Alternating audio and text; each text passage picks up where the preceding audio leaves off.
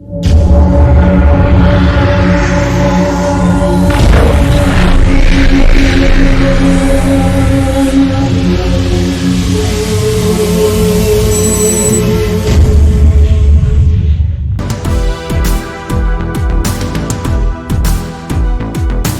Student, कैसे हैं आप? मैं डॉक्टर शाहनवाज खान फिर से आपका वेलकम करता हूं रॉयल इंस्टीट्यूट के यूट्यूब चैनल पे और रॉयल इंस्टीट्यूट के ऐप पे। केमिस्ट्री डील करता हूं मैं, और केमिस्ट्री में भी स्पेशली फिजिकल केमिस्ट्री और इनऑर्गेनिक केमिस्ट्री। तो फिजिकल केमिस्ट्री का एक नया और इम्पोर्टेंट लेसन जो 12th से रिलेटेड है, 12वीं के अंदर जो है वो इसका बहुत अच्छा वेटेज है। चाहे राजस्थान बोर्ड ले लीजिए, चाहे सीबीएसई बोर्ड ले लीजिए, और नीट, आईसीआर और बीएचयू के अंदर भी ये अपना एक जगह रखता है। इसके क्वेश्चन बहुत अच्छे आते हैं। इसमें जो न्यूमेरिकल है वो बहुत अच्छे किस्म के बनते हैं। तो क्वेश्चंस और न्यूमेरिकल का रेशियो इक्वल रहता है। थ्योरेटिकल क्वेश्चन का क्या है सिचुएशन और क्या क्या चीज़ें इसमें होती है वो अपन देखेंगे विलियन या सॉल्यूशन के अंदर। हिंदी मीडियम वालों के लिए मैं स्टार्ट कर रहा हूँ विलियन या सॉल्यूशन। अब इसमें ये ध्यान रखना है आपको कि एक तो जेट में ये सिलेबस नहीं है, जेट के सिलेबस में ये नहीं है, और जेट के सिलेबस में नहीं है, लेकिन इसके अंदर जो मोलरता, मोललता, नॉर्मलता, फॉर्मलता, ये सारी चीज़ें जो हैं वो इसके अंदर इंक्लूड होती है। और यहाँ जो कहानी हमने बेसिक केमिस्ट्री, रसायन विज्ञान की मूलभूत अवधारणा में पढ़ी है 11th के अंदर, 11th वाले चैप्टर के अंदर, वो आपको पढ़ना ज़रूरी है। उसका अच्छा ज्ञान आपने ले लिया, स्पेशली मोलरता, मोललता, नॉर्मलता और मोल प्रभाज। मोल प्रभाज यहाँ बहुत काम आएगा। मोल प्रभाज मैं आपको सिखा चुका हूँ कहाँ, मूलभूत अवधारणा के अंदर, उसके क्वेश्चन भी मैं करा चुका हूँ वहाँ पे। तो वो जब आप बहुत अच्छे से कर लेंगे तब हम आएंगे विलियन के ऊपर, सॉल्यूशन के ऊपर। तो हर बार मैं कहता हूँ, जैसे हमने उपसर्ग संयोजक यौगिक पढ़ा तो मैंने कहा आप डी ब्लॉक पढ़ के आए पहले। अब मैं कह रहा हूँ विलियन अगर आपको पढ़ना है तो आपको क्या करना पड़ेगा, पहले मोल अवधारणा, मोलरता, नॉर्मलता, फॉर्मलता, मोललता और मोल प्रभाज, स्पेशली मोल प्रभाज पढ़ना बहुत ज़रूरी है। ये आपको पढ़ना ज़रूरी है। क्यों ज़रूरी है? क्योंकि इसका उपयोग विलियन में किया जाएगा, क्योंकि विलियन में सांद्रता का बड़ा रोल है और सांद्रता को नापने की इकाइयाँ हैं जो ये सारी है, इसलिए अपने को पढ़ना ज़रूरी है। बहुत ही इंटरेस्टिंग चैप्टर है। क्या क्या चीज़ इसमें पढ़ने वाले हैं, सबसे पहले विलियन के बारे में जानेंगे कि इसमें विलय है, विलायक है, और दोनों विलय और विलायक मिलकर विलियन का निर्माण करते हैं। कैसे कैसे सांद्रताएं मापी जाती है, और कौन विलय हो सकता है, कौन विलायक हो सकता है, इन सब की चर्चा अपन इसमें करेंगे। देन उसके बाद में हम बात करेंगे कि जो सांद्रता है विलय की विलायक के अंदर, या विलयन में उपस्थित विलय की या विलायक की विलयन के अंदर, वो सांद्रता या उनकी उपस्थिति जो है किस तरीके से प्रभावित होती है। अब दो तरीके की चीज़ें ले सकते हैं। एक चीज़ तो अपना द्रव है, द्रव के अंदर या तो ठोस मिला सकते हो, या द्रव मिला सकते हो, या गैस मिला सकते हो। जो द्रव में द्रव मिलाओगे या द्रव में ठोस मिलाओगे तो उस समय कौन से कारक जो है वो विलयता को प्रभावित करते हैं। विलयता किसकी विलयता को? विलय की विलयता को विलायक के अंदर प्रभावित करेंगे या विलयन के अंदर प्रभावित करेंगे।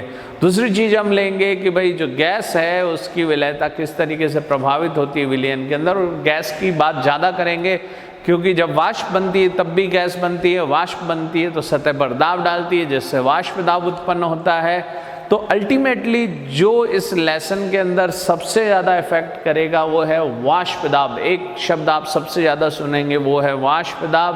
और वाष्प दाब जो है वो किससे बनेगा कि विलयन जो है उसकी सतह पर वाष्प बनती रहती है, और वो वाष्प अपनी विलयन की सतह पर दाब डालती है, जिसको वाष्प दाब कहते हैं। और वाष्प दाब के लिए दो नियम की हम चर्चा करेंगे। एक हेनरी का नियम जो दाब पर निर्भर करता है और विलयता और दाब के प्रभाव को बताता है। दूसरा राउल्ट का नियम, ये हेनरी का सुधरा हुआ रूप है जिसके बारे में हम चर्चा करेंगे। क्लियर हो गई बात?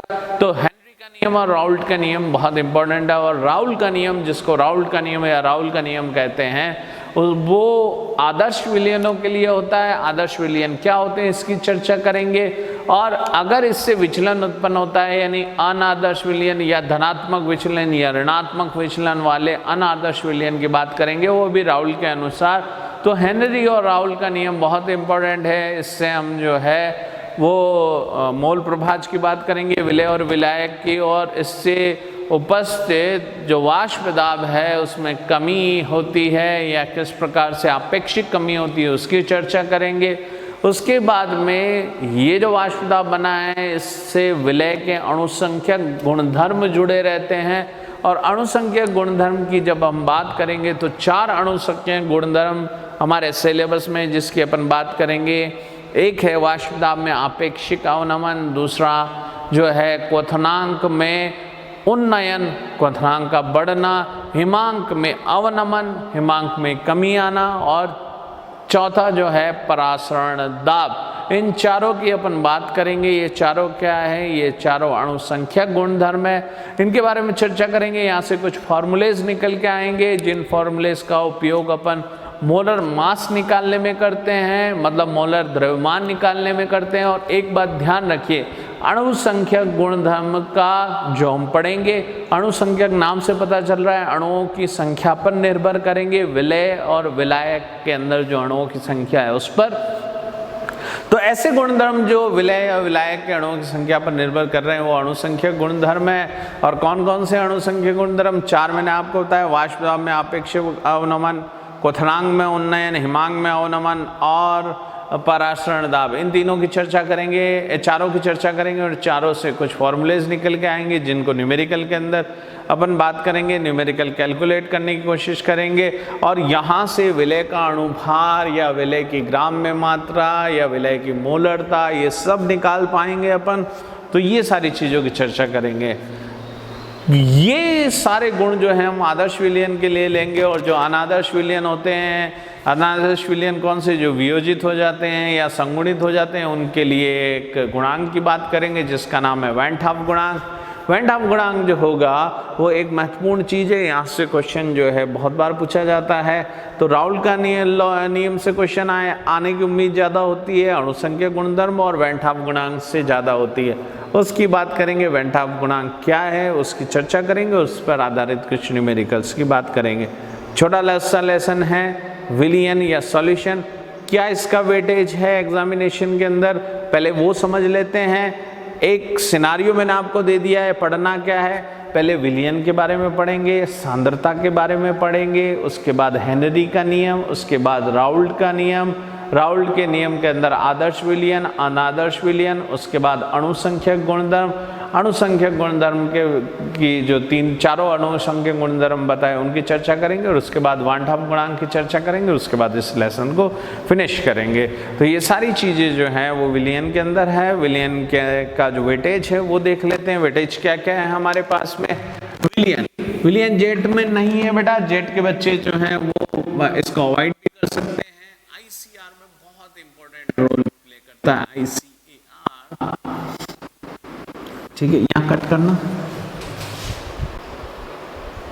ठीक है स्टूडेंट। तो आईसीआर में जो है 2 क्वेश्चन, एक क्वेश्चन भी आ सकता है, मैक्सिमम 2 क्वेश्चन की बात करें तो लिमिट लगा लेते हैं 1 to 2 क्वेश्चन। ऐसा नहीं है 2 तक रुक जाता है, कभी कभी ऐसा भी हो सकता है 3 क्वेश्चन भी आ सकते हैं। तो मैक्सिमम लिमिट 3 है, लेकिन एवरेज बात कर लें तो 2 क्वेश्चन 1 क्वेश्चन।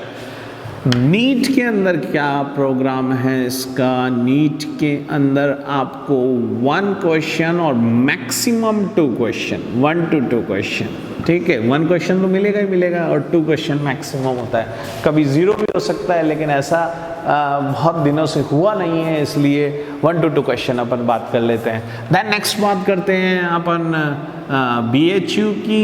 BHU जो है वो 0 to 1, लेकिन अभी जो है ट्रेंड ये चल रहा है कि आ ही रहा है क्वेश्चन, इसलिए हम कह सकते हैं कि यहाँ से क्वेश्चन आने की उम्मीद ज़्यादा रहती है। और ये इम्पॉर्टेंट चैप्टर हो जाता है किसके लिए? आईसीआर के लिए, नीट के लिए और BHU के लिए एक इम्पॉर्टेंट चैप्टर है। न्यूमेरिकल बहुत प्यारे न्यूमेरिकल बनते हैं और रैंक डिफाइन करते हैं। ये लेसन रैंक बनाता है, रैंक बनाने वाला लेसन है। मैं आपको बता देता हूँ, विलियन है, ऊष्मा रसायन है, केमिकल काइनेटिक है, बल गतिकी है, और पी ब्लॉक है। ये ऐसे लेसन है जो रैंक बनाते हैं। इलेक्ट्रोकेमिस्ट्री, विद्युत रसायन है, ये रैंक बनाने वाले लेसन है। यहाँ देखिए, विलियन विलयन हम देखेंगे, हमने क्या किया है, एक पात्र लिया, इसके अंदर एक विलायक भर दिया जो कि ज़्यादा मात्रा में है, तो आपके पास विलायक हो गया एक। और विलायक हमेशा ज़्यादा मात्रा में रहता है। कैसा रहता है? ज़्यादा मात्रा में। और इसमें मिलाया मैंने विलय, तो विलय जो है वो हमेशा कम मात्रा में, अपेक्षाकृत कम मात्रा में रहेगा।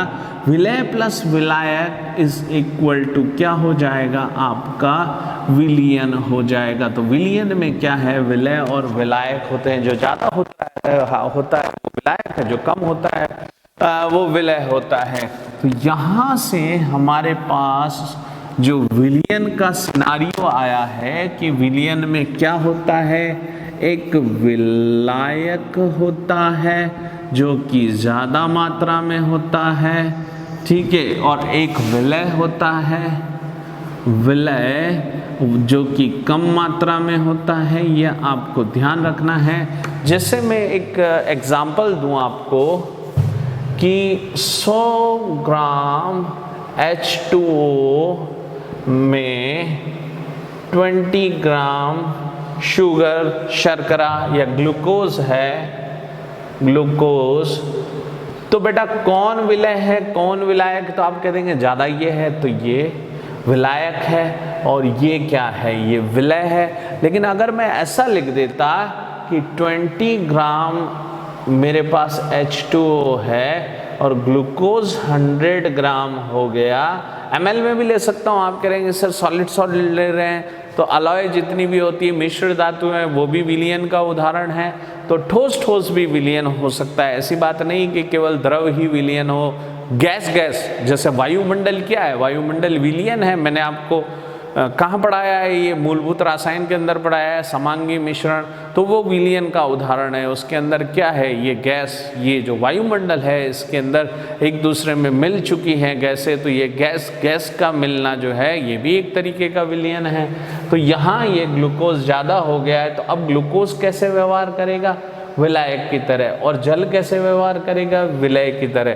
तो जो ज़्यादा होता है वो विलायक है आपके पास में, और जो कम होता है वो विलय की तरह काम करता है। और विलय प्लस विलायक जो है दोनों मिलकर क्या बनाते हैं? विलयन का निर्माण करते हैं। तो ये हमारे पास में बात हो गई है विलयन की। और विलयन क्या होता है? सॉल्यूट प्लस सॉल्वेंट या solvent plus solute is equal to solution. ये विलयन हो गया है।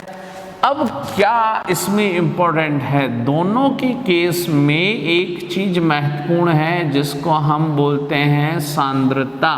तो सांद्रता महत्वपूर्ण है। सांद्रता के बारे में बहुत सारी इंफॉर्मेशन में लेसन नंबर 1 जो 11th में पढ़ाया था मैंने, बेसिक केमिस्ट्री, उसमें दे चुका हूं। तो सांद्रता महत्वपूर्ण है। सांद्रता किसमें मापी जा सकती है? सांद्रता के दो तरीके हैं, मूलभूत तरीका। एक तो W/V भार अपॉन आयतन में नाप सकते हैं। किस में नाप सकते हैं? भार अपॉन आयतन। भार किस में होगा बेटा? ग्राम में। आयतन किस में होगा? वॉल्यूम के अंदर। तो भार अपॉन आयतन में नापा जा सकता है। देन उसके बाद में और सांद्रता किस में नापी जा सकती है? और सांद्रता W/W भार अपॉन भार में नापी जा सकती है। आयतन अपॉन आयतन में नापी जा सकती है। लेकिन मोटे मोटे तौर पर हम नापते हैं भार अपॉन आयतन में और भार अपॉन भार में नाप सकते हैं। इस लेसन के अंदर विलयन में हमारे लिए महत्वपूर्ण क्या रहेगा? तो ये भार अपॉन आयतन के अंदर क्या महत्वपूर्ण है? एक तो मोलरता, जिसको मैं सांद्रता की मां बोलता हूं, कैपिटल M से प्रदर्शित करता हूं, बता चुका हूं आपको सारी चीजें। तो W/V भार अपॉन आयतन में मोलरता महत्वपूर्ण है। और क्या महत्वपूर्ण है? नॉर्मलता। ठीक है, मोलरता, नॉर्मलता, ये सारी चीजें महत्वपूर्ण है। और इसमें अगर प्रतिशत भार अपॉन आयतन की भी बात कर ले, भार अपॉन आयतन, ये प्रतिशत रूप में हो तो ये भी क्या हो जाएगा, इसको प्रतिशत भार बोलेंगे, प्रतिशत भार अपॉन आयतन। तो मोलरता, नॉर्मलता को किससे प्रदर्शित करते हैं, कैपिटल एन से प्रदर्शित करते हैं। तो ये सांद्रता को बताने वाले जो मात्रक है या सांद्रता को निकालने के लिए हम इन चीजों का उपयोग करते हैं। ये चीज मोलरता, नॉर्मलता और प्रतिशत भार अम्लक्षार आयनिक साम्य में ज्यादा महत्वपूर्ण रहती है।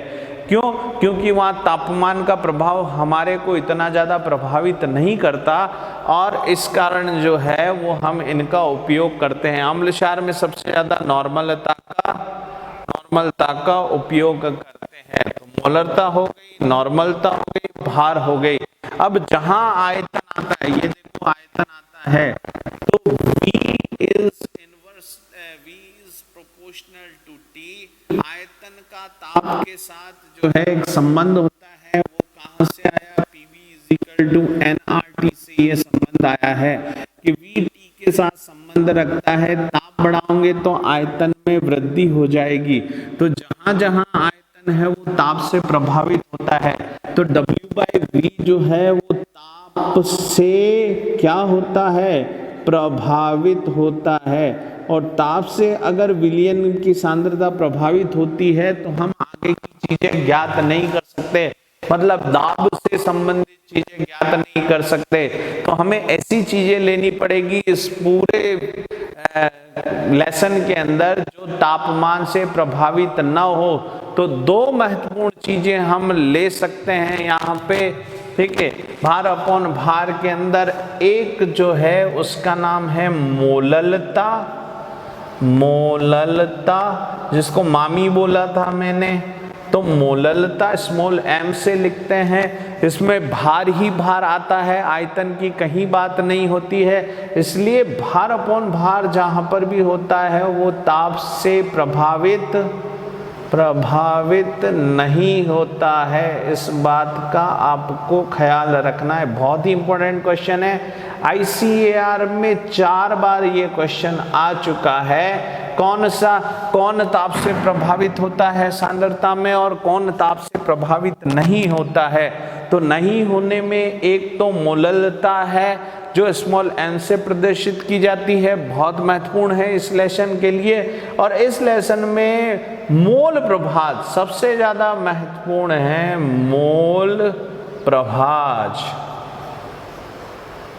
मोल प्रभाज को हम नाम देते हैं मोल भिन्न, मोल फ्रैक्शन, ठीक है। मोल प्रभाज तापमान से प्रभावित नहीं होता है। और तीसरा जो है वो है प्रतिशत भार।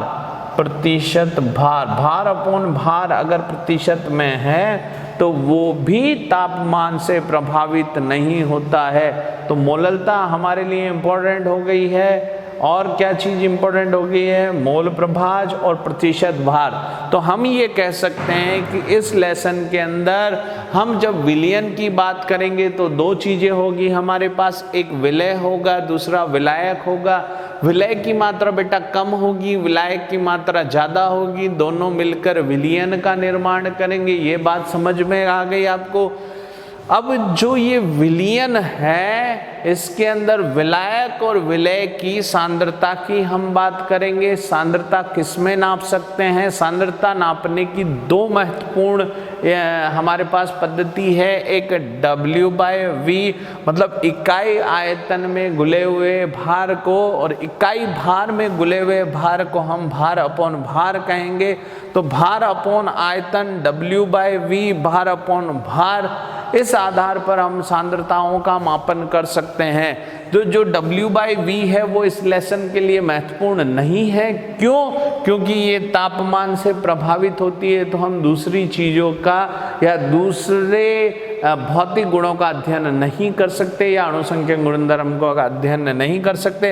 इसलिए मोलरता, नॉर्मलता और प्रतिशत भार अपॉन आयतन का हम यहाँ जिक्र नहीं करते हैं, बहुत कम करते हैं। लेकिन ये सांद्रता को मापने की इकाई है। इन सब के बारे में इंफॉर्मेशन मैंने लेसन नंबर 1 में आपको दे दी है। बेसिक केमिस्ट्री, रसायन विज्ञान की मूलभूत अवधारणाएं सब के बारे में दे चुका हूँ, वहाँ आप उस लेसन को देख सकते हो। मोल बहुत ज़रूरी है। उसके बाद में W/W जो इस लेसन में काम में आने वाला है, क्योंकि हमें बहुत सारी और चीज़ों का अध्ययन करना है, तो ताप को नियत रखना है, तो ताप से ये चीज़ प्रभावित नहीं होती है, ताप बदलने पर ये चीज़ें प्रभावित नहीं होती। कौन? मोललता, मोल प्रभाज और प्रतिशत भार प्रभावित नहीं होता है। तो इन्हीं की बात करेंगे।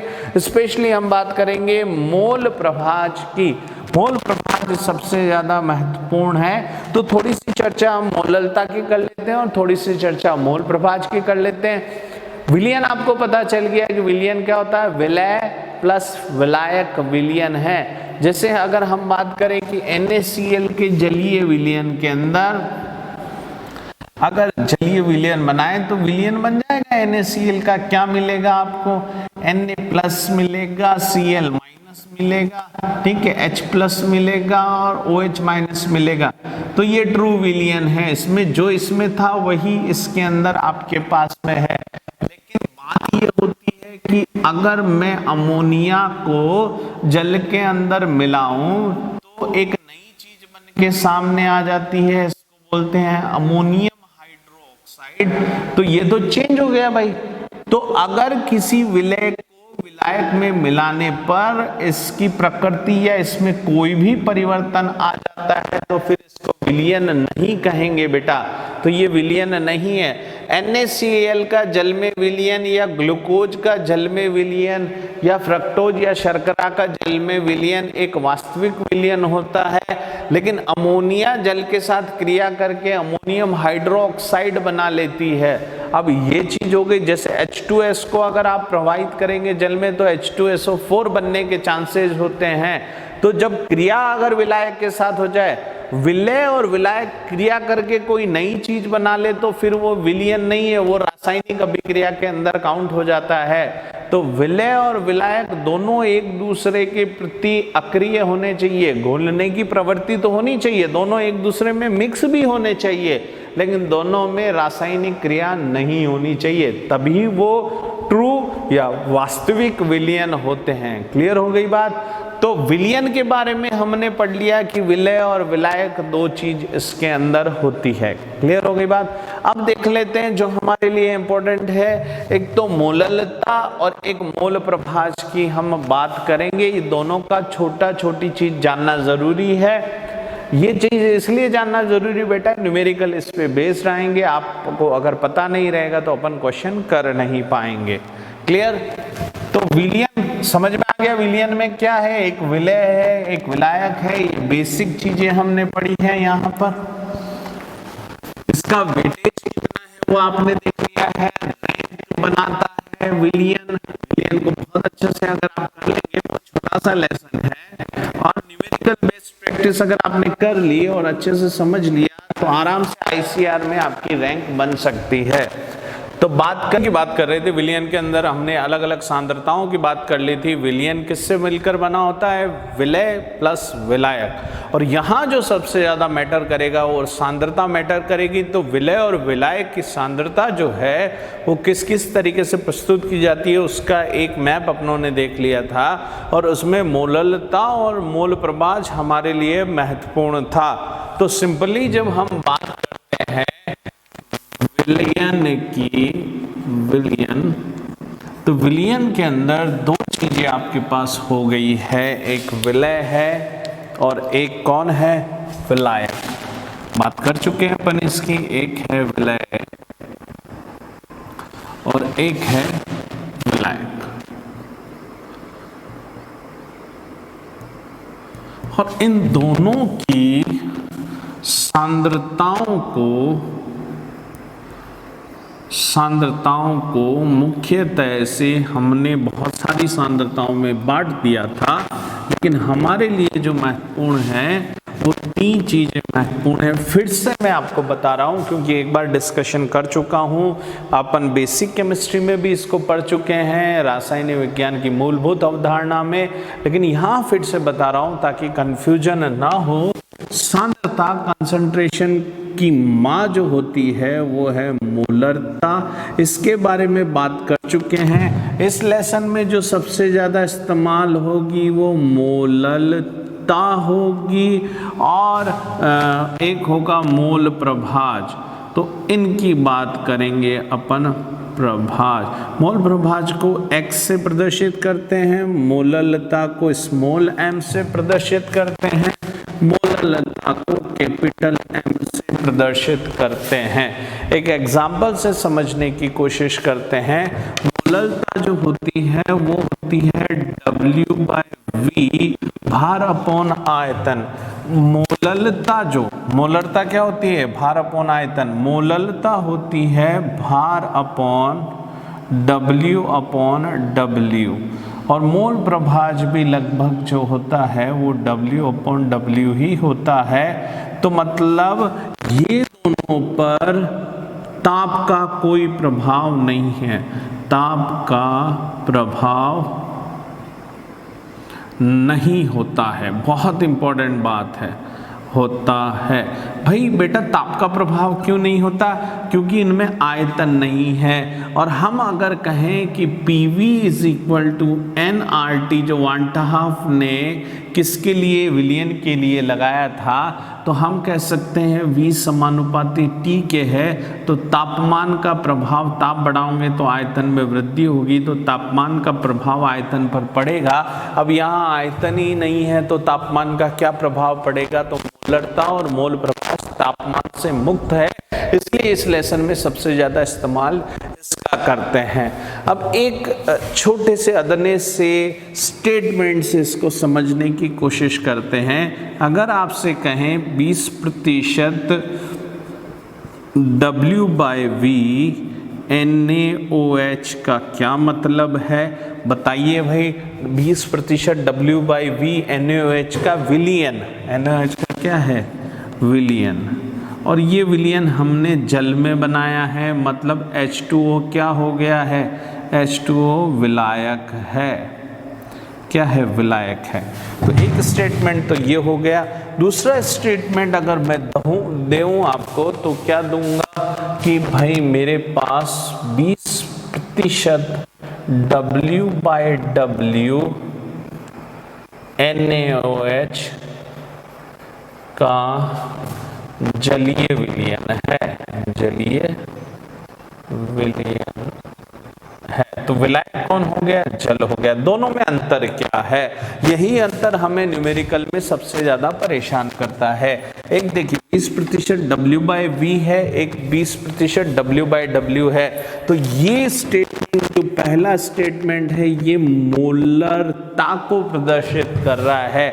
20% का मतलब 20 ग्राम जो है 100 ml विलियन में उपस्थित है। तो यहाँ इस स्टेटमेंट को इलोबरेट करेंगे, फैलाएंगे तो क्या हो जाएगा कि 20 ग्राम NaOH किस में उपस्थित है? 100 ml विलियन में उपस्थित है, विलियन में उपस्थित है, 100 ml विलियन में उपस्थित है। तो मोलरता कैपिटल M क्या हो जाएगी भाई? ग्राम में मात्रा W अपॉन अणुभार NaOH का कितना हो जाएगा? 40। और अगर 100 ml में विलियन में उपस्थित है तो ml में लेंगे तो 1000 अपॉन ये विलियन की मात्रा। तो यहाँ जो आएगा ये क्या हो जाएगा? विलियन का आयतन आएगा, विलियन का आयतन। तो ये आपको पराशरण दाब जब अपन इस्तेमाल करेंगे वहाँ उपयोग में आएगा। तो ये वाला स्टेटमेंट हमारे लिए जो अणुसंख्यक गुणधर्म पढ़ेंगे अपन बाद में, वहाँ पराशरण दाब जब निकालेंगे तब इसका इस्तेमाल हम करेंगे बहुत ज़्यादा।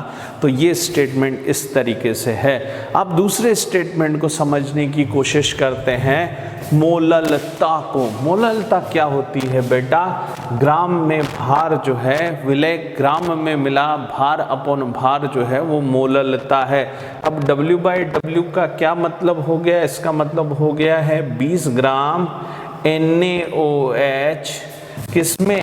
100 ग्राम विलियन में उपस्थित है, विलियन में उपस्थित है। लेकिन यहां मोललता अगर अपन निकालने की कोशिश करेंगे तो आपको ये ध्यान रखना पड़ेगा कि पूरा 100 ग्राम जो है वो जल नहीं है या पूरा 100 ग्राम NaOH नहीं है। NaOH 100 में से कितना है? 20। तो जल कितना बचा आपके पास में? 80 ग्राम जल H2O है। इस बात का ध्यान रखना है आपको। तो मोललता क्या होती है बेटा? अगर मोललता आपको निकालनी हो स्मॉल m, तो उसका फॉर्मूला क्या है? ग्राम में मात्रा, ये विलय के लिए बात कर रहे हैं, अपॉन अणु भार।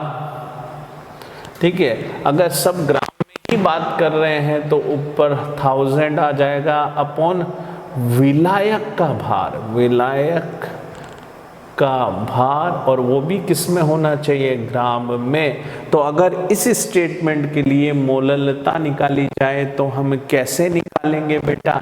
हम लिखेंगे small m, molality is equal to gram में भार कितना है? कितना NaOH है? 20। NaOH का अणुभार कितना है? 40 इंटू 1000 अपॉन, अब यहाँ ट्विस्ट आ गया है, विलायक का भार होना चाहिए। विलायक का भार कितना है? अब विलियन नहीं, जैसे मोललता में तो विलियन आता है ml के अंदर, लेकिन मोललता के अंदर क्या आ जाएगा? मोलेलिटी के अंदर, या विलायक का भार, और विलायक का भार कितना है? 80 है। तो यहाँ अपन 80 लिखेंगे। तो ये डिफरेंस है मोलरता और मोललता के अंदर।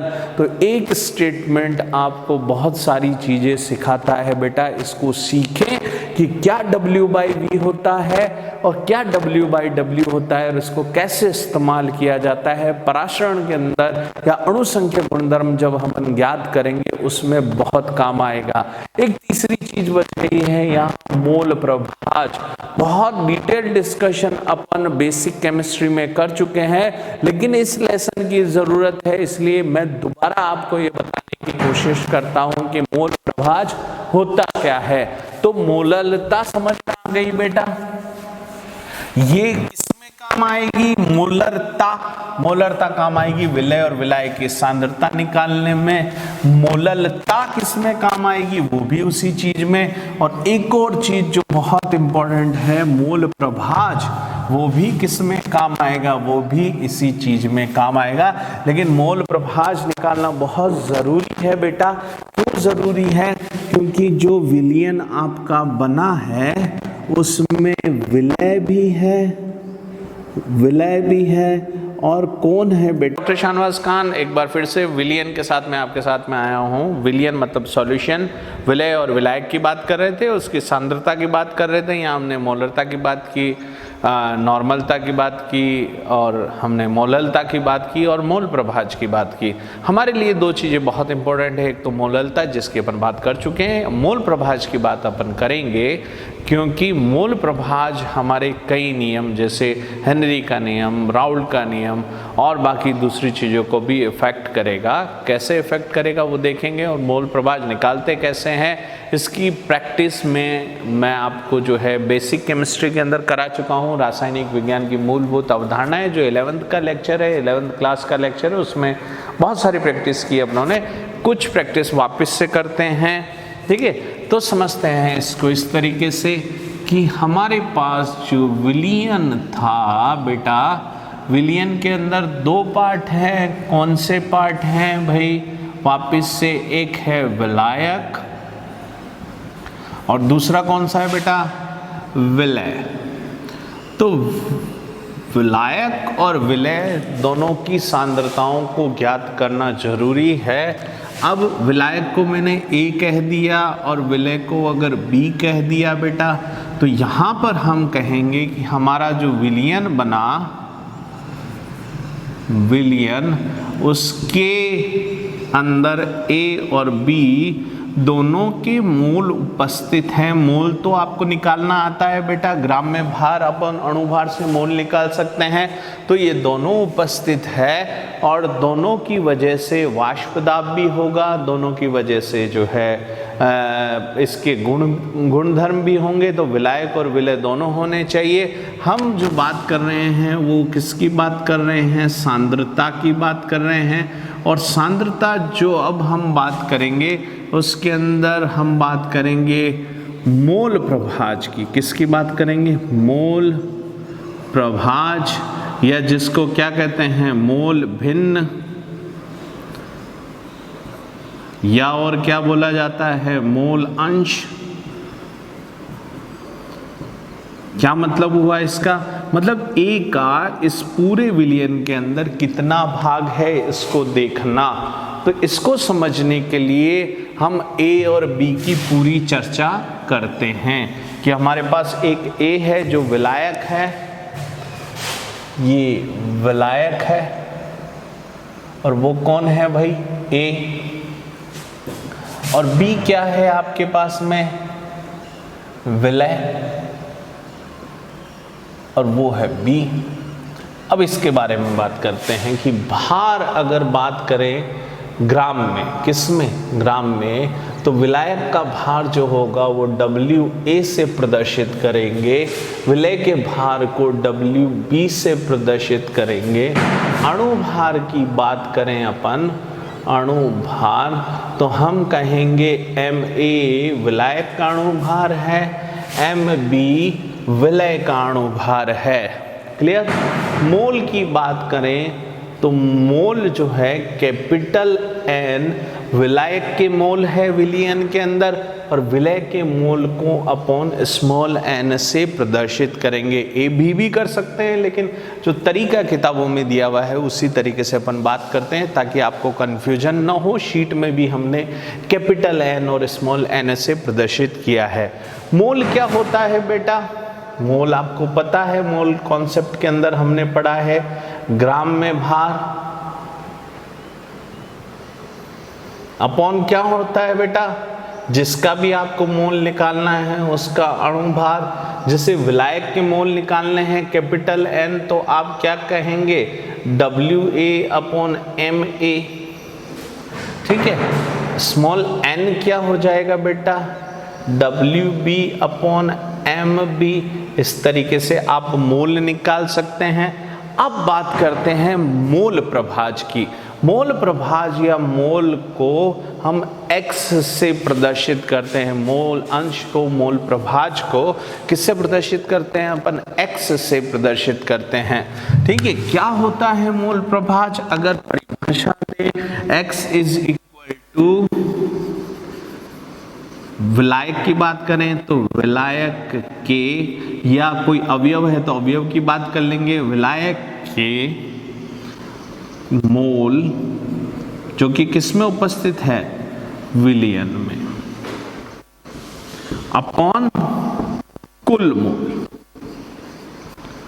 और कुल मोल कौन से होंगे बेटा? कुल मोल विलयन के अंदर विलायक प्लस विलय के जो मोल होंगे उनका योग जो होगा वो आपको क्या देगा? मोल प्रभाज या मोल अंश देगा। ये किसकी? विलायक की बात हो गई, मतलब XA की बात हो गई। विलायक कौन है? अपना A। XB अगर आप लिखना चाहेंगे, विलय के बारे में बात करना चाहेंगे, तो क्या करेंगे कि विलय के मोल अपॉन किसमें? विलय के मोल विलयन के अंदर। और क्या बात करेंगे अपन? अपॉन कुल मोल। कुल मोल समझ गए आप? कुल मोल कौन से हैं? विलायक और विलय के जो मोल होंगे उनका योग कुल मोल होगा, वो XB होगा। तो यहां अपन लिख देते हैं कि जो मोल प्रभाज है, मोल प्रभाज या मोल भिन्न, उसको x से प्रदर्शित करते हैं। और XA क्या हो जाएगा भाई? XA हो जाएगा विलायक के मोल। विलायक के मोल कितने हैं? N, capital N। और कुल मोल कितने हैं? विलायक प्लस विलय के मोल। तो इस तरीके से ये फॉर्मूला आ गया। ये हमारे बड़े काम की चीज है। ठीक है। ऐसे ही मैं बात करूं विलय की XB, तो क्या हो जाएगा बेटा? स्मॉल n विलय के मोल अपॉन क्या हो जाएगा? कुल मोल n plus n, capital N plus small n, ये हो जाएगा। इसको और इलोबरेट करें तो n बराबर क्या है? WA अपॉन M है, स्मॉल n बराबर क्या है, WB अपॉन MB, तो इसकी जगह लिख सकते हैं कि नहीं लिख सकते अपन, तो XA is equal to n की जगह क्या मैं लिख दूं, WA अपॉन MA अपॉन क्या हो जाएगा, यहाँ WA इसकी जगह क्या लिखूं मैं, कैपिटल N की जगह WA अपॉन MA, और स्मॉल n की जगह क्या लिखूंगा, कैपिटल N की जगह तो ये लिख दिया, स्मॉल n की जगह लिखूंगा WB अपॉन MB। तो इस तरीके से आप XA निकाल सकते हो। XB मोल प्रभाज कैसे निकाल सकते हो यहाँ पर कि भाई WB, क्योंकि B की बात कर रहे हैं अपन, MB अपॉन कुल capital N plus small n, तो कैपिटल N क्या है, WA plus MA plus WB upon MB, ये बात कर सकते हैं अपन। क्लियर हो गई बात।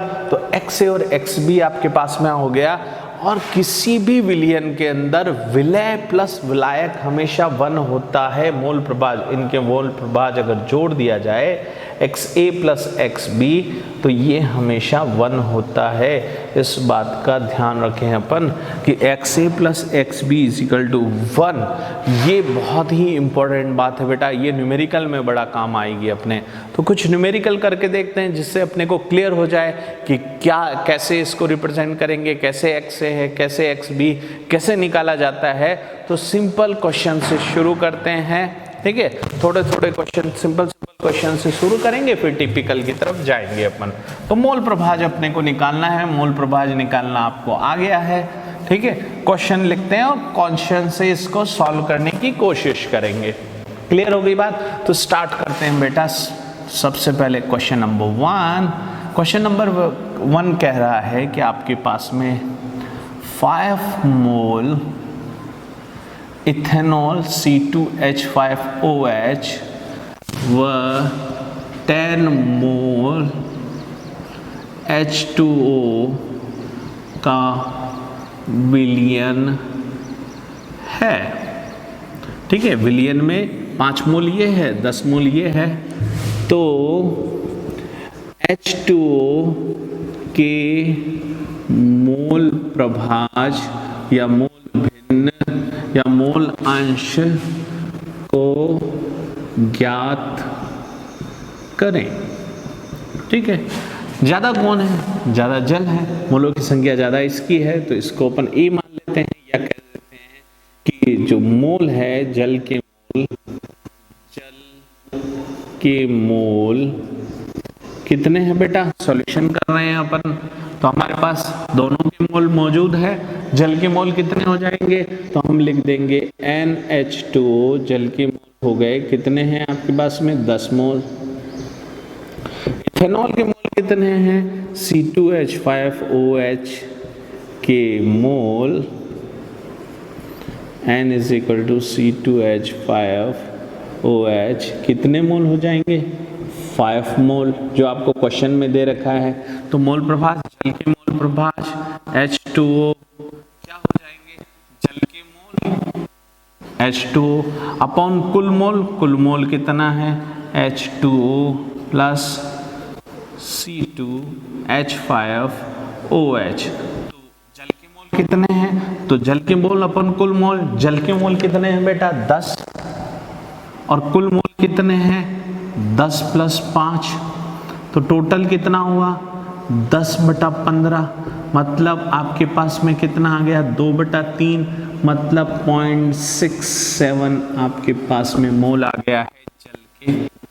अब जल का मोल आ गया है तो इथेनॉल का मोल भी आप निकाल सकते हो कि नहीं निकाल सकते हो।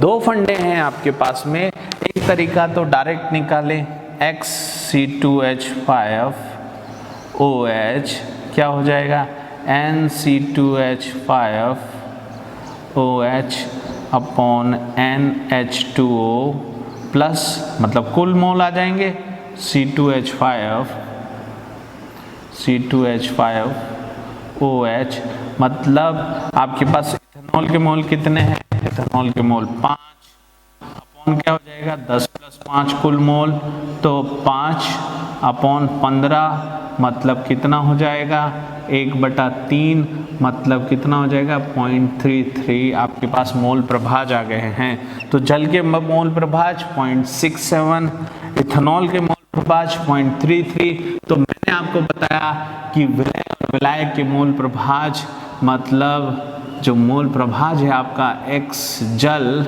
H2O, ठीक है, और X इथेनॉल C2H5OH कितना होना चाहिए, एक, कितना भी हो वो एक के बराबर होना चाहिए, ऐसा है कि नहीं। देखिए जल का मोल प्रभाज कितना है 0.67 प्लस इथेनॉल का मोल प्रभाज कितना है 0.33 इक्वल टू 1 हुआ कि नहीं हुआ। तो ये हमने बहुत अच्छी तरीके से इस क्वेश्चन को कर लिया है। और ये क्वेश्चन मैं आपको बताना चाह रहा हूँ कि ICAR 2015 का क्वेश्चन है। तो देखिए कितना इजी क्वेश्चन आता है ICAR के अंदर। तो ये नीट में भी आया हुआ है पहले क्वेश्चन, ये BHU में भी आया हुआ है। तो इस तरीके के क्वेश्चन आते रहते हैं जिसमें डायरेक्ट आपको मोल दे रखा हो। कभी कभी क्वेश्चन क्या करता है, मोल नहीं देता, वो क्या करता है, ग्राम में वैल्यू दे देता है। इसी क्वेश्चन को मैं अगर दूसरे तरीके से लिखूं तो कैसे लिखूंगा, देखिए समझ में आ गया बेटा। हाँ तो बेटा एक और क्वेश्चन जिसके अंदर डायरेक्ट आपको मोल नहीं दिए रहेंगे, हम क्या करेंगे यहाँ पर, जो क्वेश्चन बहुत फेमस है और इसी टाइप का क्वेश्चन है, क्या कहता है वो, डायरेक्ट मोल नहीं देता, ग्राम में बात करेगा। तो ग्राम में कैसे बात करेगा बेटा, उसको देखते हैं। क्वेश्चन आपको कह रहा है 46 ग्राम C2H5OH का 18 ग्राम H2O में विलयन उपस्थित है,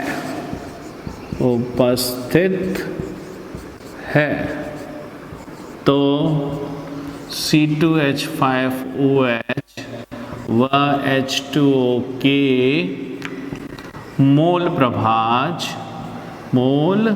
प्रभाज ज्ञात करें। तो करते हैं बेटा, बहुत सिंपल है। अब आपको पहले मोल निकालने पड़ेंगे, क्योंकि मोल तो दिया नहीं है आपको, मोल दिया होता तो मोल प्रभाज निकालते। अब आपको क्या दिया है, ग्राम में वैल्यू दे रखी है, तो पहले ग्राम में वैल्यू निकालें अपन।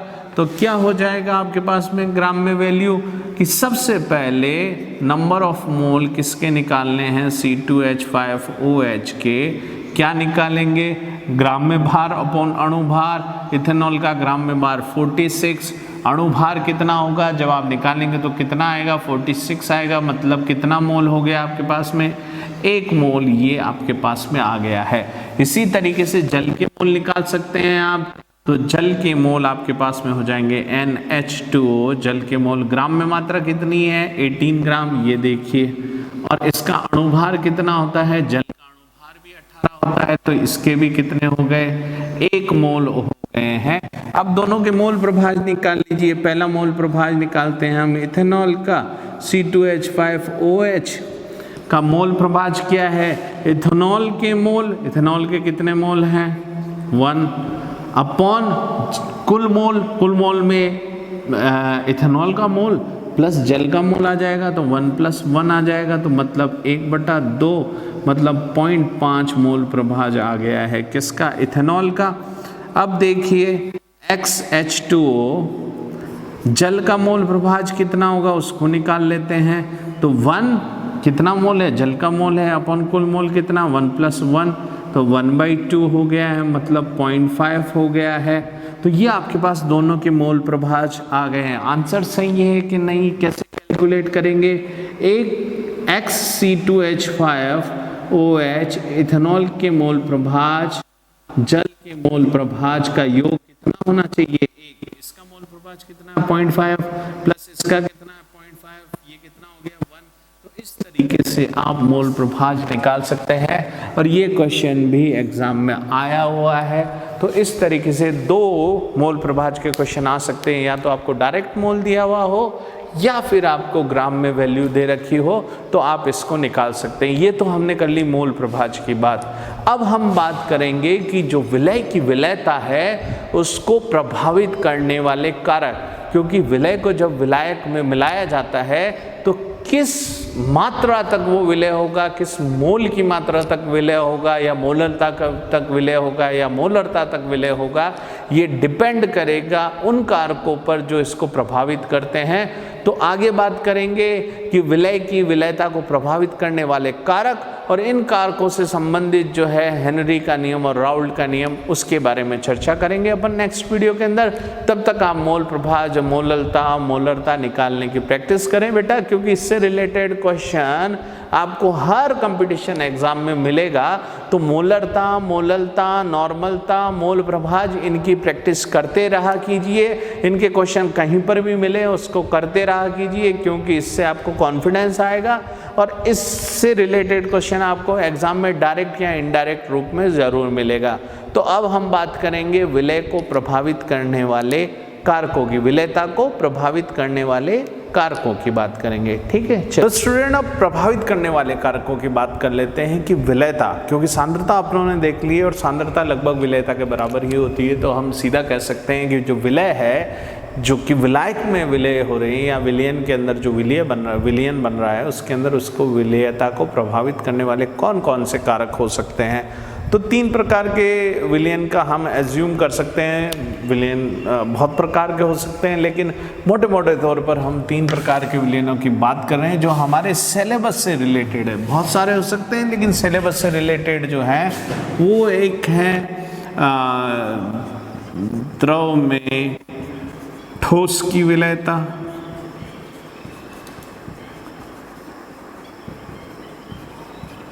दूसरा हम बात कर सकते हैं बेटा द्रव में द्रव की विलयता,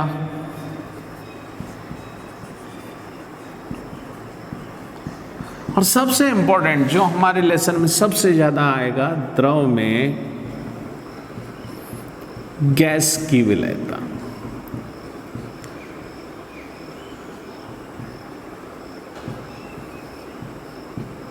ठीक है, गैस की विलयता। तो इसकी अपन बात करेंगे। तो द्रव में गैस की विलयता एक यूनिक है, उसके अंदर थोड़ी चीजें अलग होती है, लेकिन ये दोनों द्रव में ठोस की विलयता और द्रव में द्रव की विलयता लगभग समान होती है। कौन कौन से कारक होते हैं उसके बारे में अपन बात करते हैं। तो बेटा द्रव में ठोस की विलयता और द्रव में द्रव की विलयता ये जो है एक ही प्रकार के होते हैं। तो कौन कौन से कारक प्रभावित करते हैं उनको देखते हैं। पहला कारक जो है, इन सभी के लिए बात कर रहे हैं, विलय व विलायक की प्रकृति। तो बेटा इसका ध्यान रखना है, विलय और विलायक की प्रकृति कैसी होती है, समान समान को घुलता है। मतलब विलय अगर ध्रुवीय है तो ध्रुवीय विलायकों में घुलेगा, विलय अगर अध्रुवीय है तो अध्रुवीय विलायकों में घुलेगा। तो प्रकृति का ध्यान होना आपको बहुत ज़रूरी है। तो विलय और विलायक की प्रकृति पर निर्भर करता है। तो इसमें एक ही फंडा है, समान समान को घुलता है। लेकिन गैसों में विलयता के अंदर एक फंडा और आ जाता है कि जो गैसें आसानी से द्रवीकृत होती है, मतलब दाब लगाने पर आसानी से गैस से किस में बदल जाती है, द्रवीकृत होती है, वे अधिक विलय होती है, अधिक विलय होती है। जैसे कौन सी गैस है बेटा, अमोनिया हो गया, SO2 हो गया, SO2 CO2 हो गया, मतलब ज़्यादा अणुभार वाली गैसें H2S हो गया। ये ज़्यादा अणुभार वाली गैसें जो होती है वो आसानी से द्रवीकृत हो जाती है और द्रवीकृत होने के बाद में आसानी से विलय हो जाती है। लेकिन कुछ गैसें जैसे N2 है, O2 है, H2 है, ये इतनी आसानी से द्रवीकृत नहीं होती, तो कम विलय होती है। तो द्रवीकरण मतलब प्रकृति पर ही निर्भर करा, तो गैसों की प्रकृति मतलब आसानी से द्रवीकृत होने की प्रकृति वाली गैसें आसानी से विलय हो जाती है, उनकी विलयता अधिक होती है। तो एक कारक ये हो गया। दूसरा कारक जो है बेटा वो है तापमान। तो तापमान भी बहुत महत्वपूर्ण है।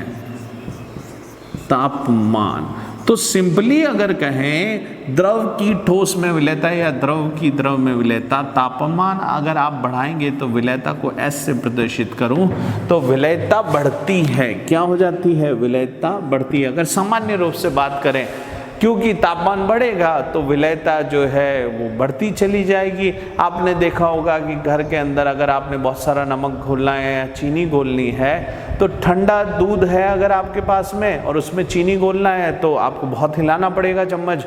गर्म दूध में चीनी बहुत आसानी से घुल जाती है, विलय हो जाती है, तो मतलब विलयता बढ़ जाती है। लेकिन एक बात और है, अगर अभिक्रिया ऊष्माक्षेपी है और अभिक्रिया अगर ऊष्माक्षेपी है तो ताप बढ़ाओगे तो विलयता में क्या आने लग जाएगी? कमी आने लग जाएगी। तो ताप बढ़ाने पर विलयता में कमी आना शुरू हो जाती है ऊष्माक्षेपी अभिक्रियाओं के अंदर। शेपी में कैसे? भाई पहले से ऊष्मा निकल रही है, फिर आप ताप बढ़ा रहे हो तो विलयता में कमी आती है। लेकिन विशेष रूप से गैसों के अंदर क्या होता है? गैसों में अगर आपने तापमान में वृद्धि की तो क्या चीज बढ़ जाएगी? 12mv²।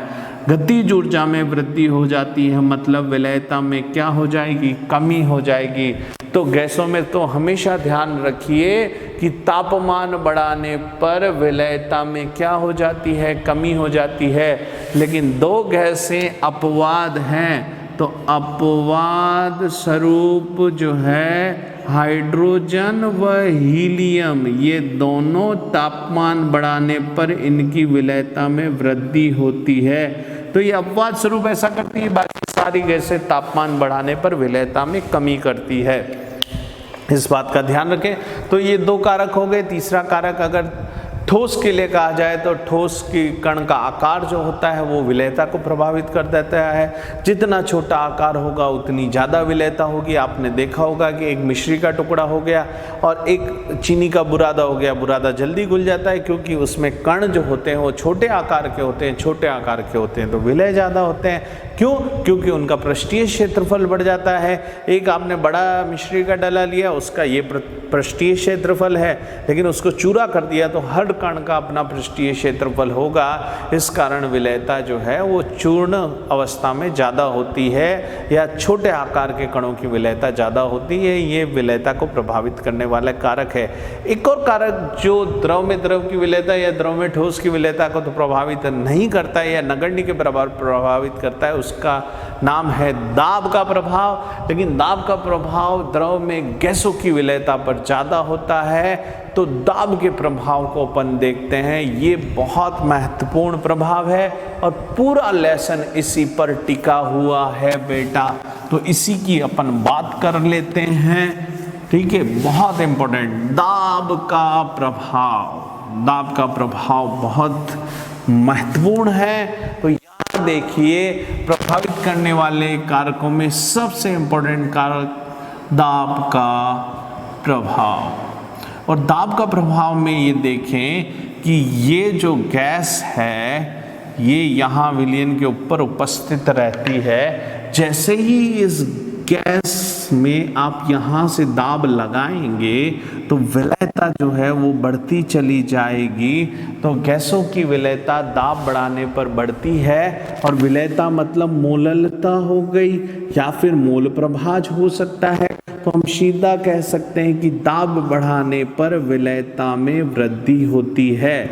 अब देखिए, हर द्रव जो है वो अपनी वाष्प बनाता है। तो जैसे मैंने एक विलयन ले लिया, इस विलयन में विलायक जो है, विलायक वो है A, और विलय जो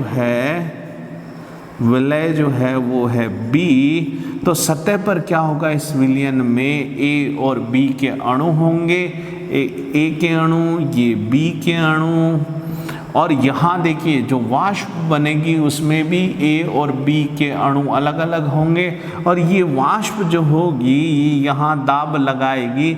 अब ए के अणु पूरी तरीके से दाब नहीं लगा रहे हैं, ए के अणु ए पर दाब लगा रहे हैं, बी के अणु बी पर दाब लगा रहे हैं। जो ये दाब है वाष्प अवस्था बनने की वजह से हो रहा है। और आपको पता है कि वाष्प अवस्था मतलब वाष्पीकरण और संघनन की क्रिया जो है वो लगातार द्रव में चलती रहती है। जब ये दोनों चीज़ें बराबर आ जाती है और इस सतह पर जो दाब लगता है उसको अपन बोलते हैं वाष्प दाब। कौन सा दाब बोलेंगे?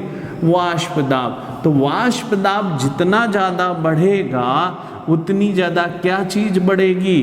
विलयता बढ़ेगी गैस की। तो हम सिंपल सा कह देते हैं कि वाष्प दाब बढ़ने पर विलयता बढ़ती है। अब देखिए वाष्प दाब भी कौन सा वाष्प दाब है? अगर पूरा ए होता तो ए का वाष्प दाब होता, बी होता तो बी का वाष्प दाब होता। अब ए और बी दोनों हैं तो यहाँ जो वाष्प दाब की बात करेंगे वो आंशिक वाष्प दाब होगा। तो इसमें पी ए जो है वो आंशिक वाष्प दाब लगा रहा है, वाष्प दाब लगा रहा है। और जितना दाब लगेगा उतनी ही विलय होती चली जाएगी ये अंदर की तरफ। तो ये ए का आंशिक वाष्प दाब है, किसका? ए कौन है? विलायक। और पी बी कौन है? विलय का आंशिक वाष्प दाब। तो सिंपल सा आपके पास एक चीज आ गई कि वाष्प दाब बढ़ने पर या दाब बढ़ाने पर विलयता में वृद्धि होती है। और इस पर दो नियम आधारित है, एक है हेनरी का नियम और दूसरा है राउल्ट का नियम। तो हेनरी और राउल्ट के नियम की अपन बात करेंगे, ये बहुत महत्वपूर्ण है। तो हेनरी का नियम, राउल्ट का नियम दोनों समझने की कोशिश करते हैं। हेनरी का नियम जो है उसका सुधरा हुआ रूप राउल्ट का नियम है, उसकी बात करेंगे अपन। लेकिन पहले हेनरी के नियम को समझने की कोशिश करते हैं। तो नेक्स्ट वीडियो में अपन बात करेंगे हेनरी के नियम की।